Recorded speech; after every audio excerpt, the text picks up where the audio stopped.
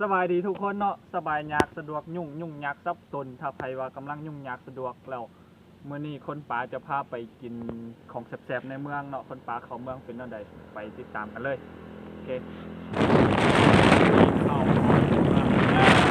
วคนป่าเข้าเมืองรถหลายแต่ว่าบ่มีจักคันเลย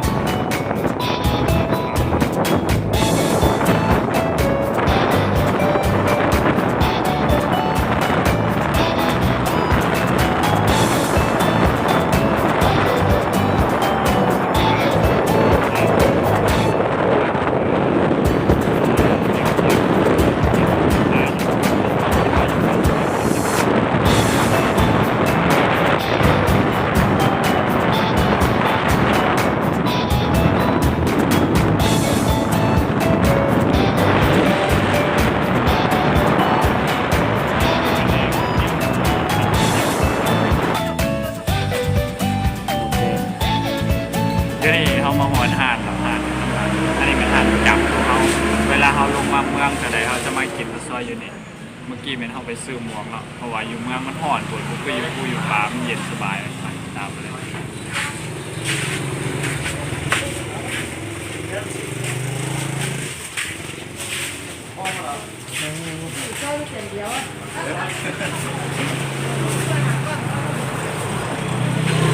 เฮ้ยยังนี่นะ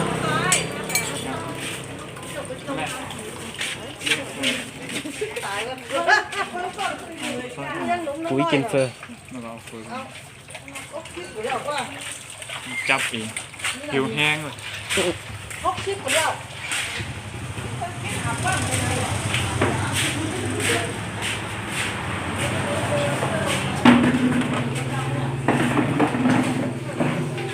โอ้เผ็ดของเสกปีว่าบุกินเลยทีเอา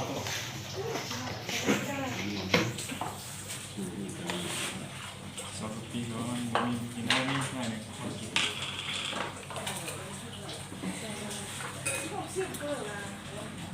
โอ้หน้า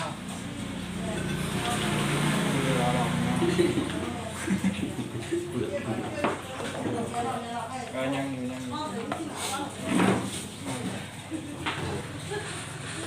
ระวังเราผ่าเขาจะต้องกินแบบเสียบๆก่อน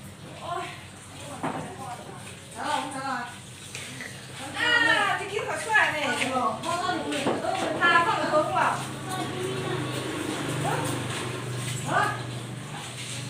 เนี่ยผมเอาไม่ไหวหรอกต้องเพิ่มอะไรไปแทนต้องเพิ่มไหมต้องเพิ่มไหมกันนี่งานเขา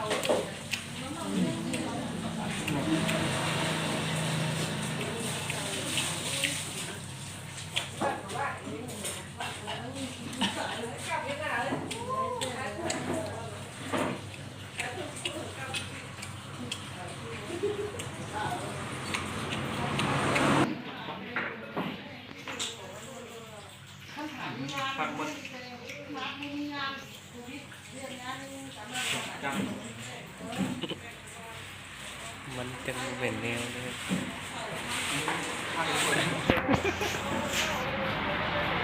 ไม่น้ำ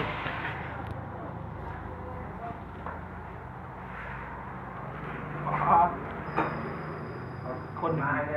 เอาวันฮะค่ายกับเจ้าเนี่ยเป็นไงบริการดี ม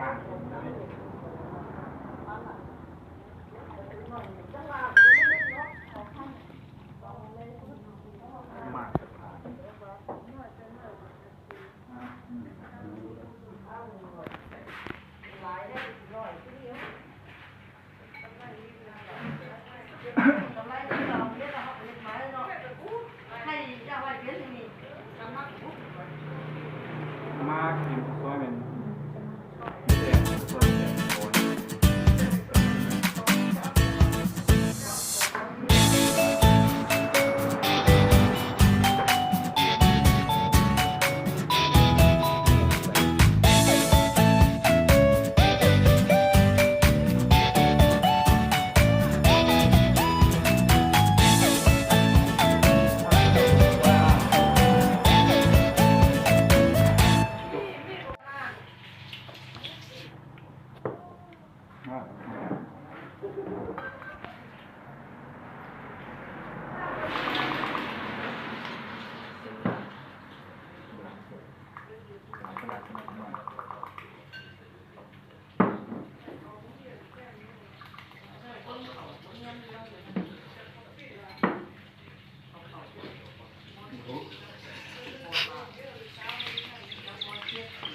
เกิดมามีเสียง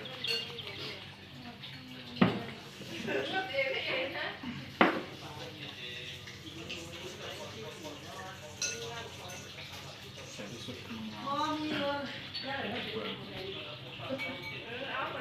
หน้าตาประมาณนี้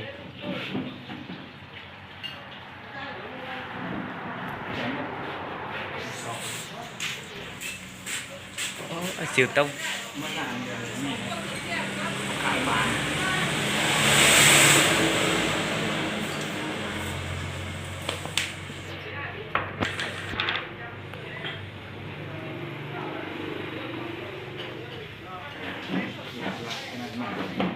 น้ำดักกินคำบางใหญ่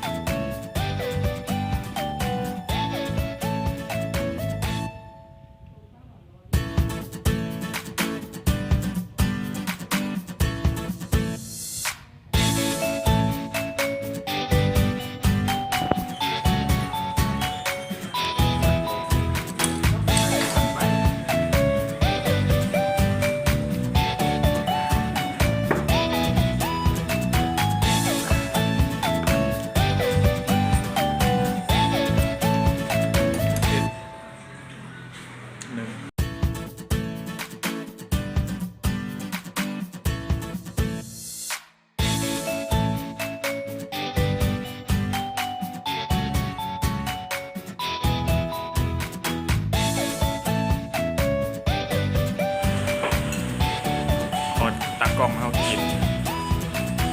แกเสือเลย